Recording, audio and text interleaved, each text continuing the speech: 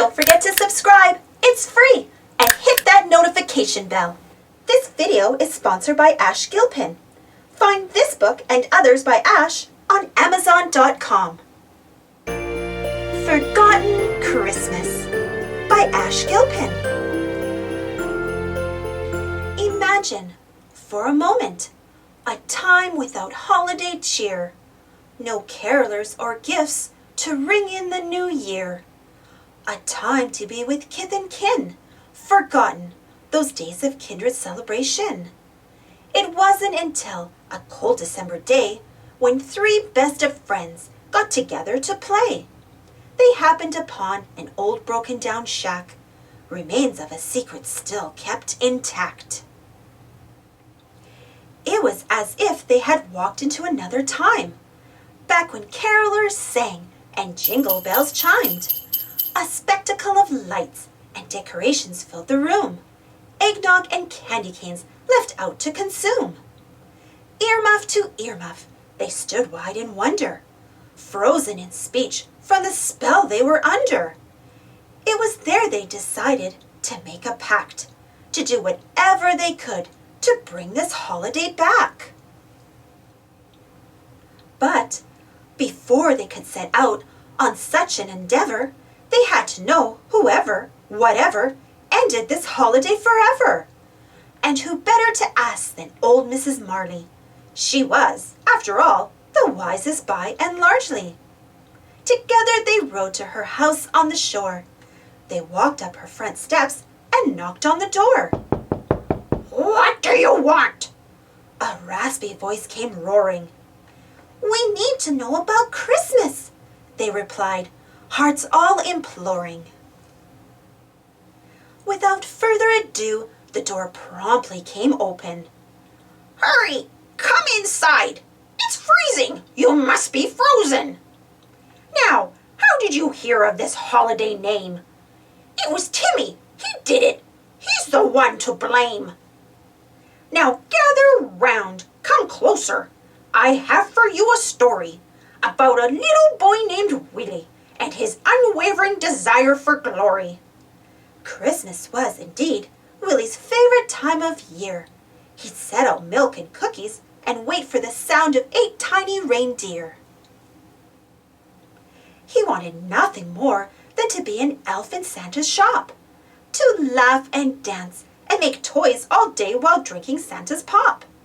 Each year he'd write a letter to Big Red himself about the ideas he had for Christmas and why he should be an elf.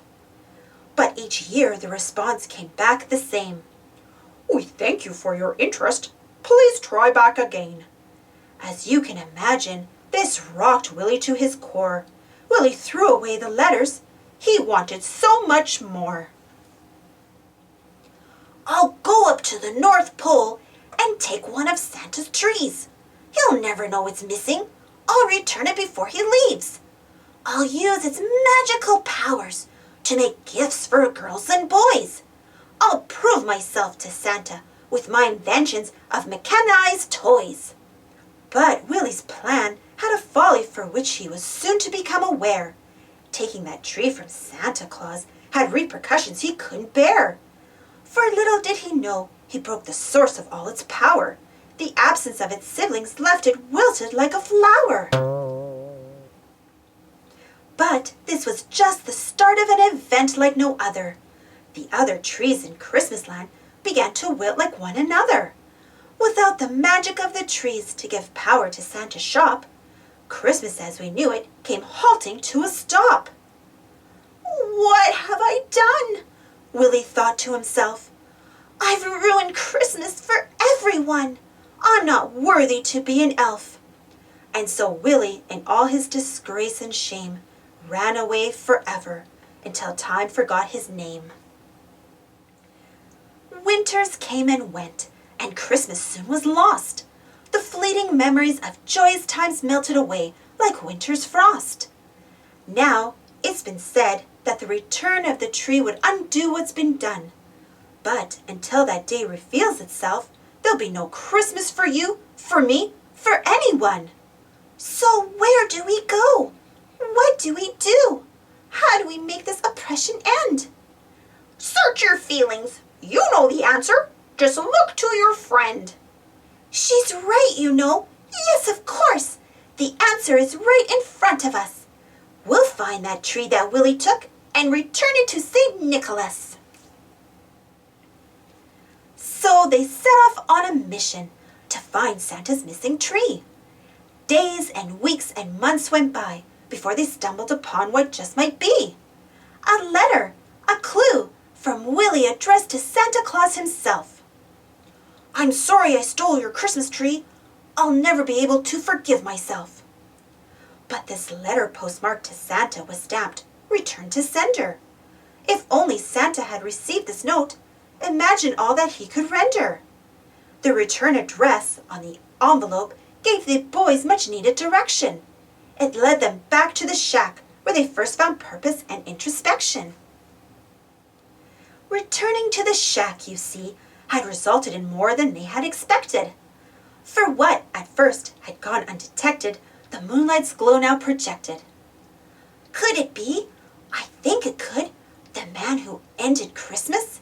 Yes, of course, I'm sure it is. That's Willie there in the distance. The boys confronted Willie and explained their very plight. About the tree he took from Santa, leaving Christmas without light. "Yes, I know, I've let you down. I've brought such joyous things to end." One could tell right away what Willie needed was a friend. "But Willie, what you don't know about that letter you sent up north, it got marked return to sender and got lost in the back and forth." "You mean Santa never read my letter? He never knew of my regret?" "That's exactly what we're saying, and why it's so important we correct." "Come with me, my new friends. I will take you to the tree. The one I took all those years ago when I was so young and naive." And so they followed Willie down a dark and winding trail until they came upon a sight of sights. They had finally reached their grail. It was just as Mrs. Marley described it, a tree so frail and weak. "Perhaps if we just put it in water," Timmy murmured, tongue in cheek. But this was not a time for joking. Time was of the essence.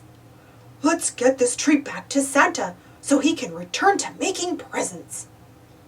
And so they traveled for many a day back to where it had all started, back to Santa's shop in Christmasland, its location left uncharted.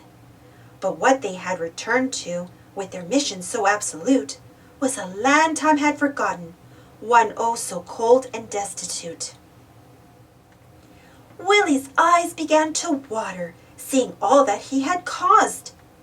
"Hang in there, buddy, we're almost there," Timmy shouted as Willie paused. Coming in hot, their sleigh malfunctioned, and into Santa's shop it struck. "There he is, I see him. Here I go now, wish me luck." "Hello, Santa, Willie here. I'm the one who took your tree, all those many years ago when I was foolish and naive." "Willie, my boy, ho, ho, ho. I know you've harbored such regret. Christmas is a time for peace on earth, goodwill toward men a time to forgive and forget." So all those years of Willie's fear of how Santa would react, the true meaning of Christmas, no act could detract. Together they planted that faded tree, restoring magic power and light. And to all the children of the world, Merry Christmas and good night. Thanks for watching. Don't forget to subscribe and share, and follow me on Instagram and Twitter. And if you enjoyed this story, don't forget to give this video a thumbs up. Thank you. See you next time.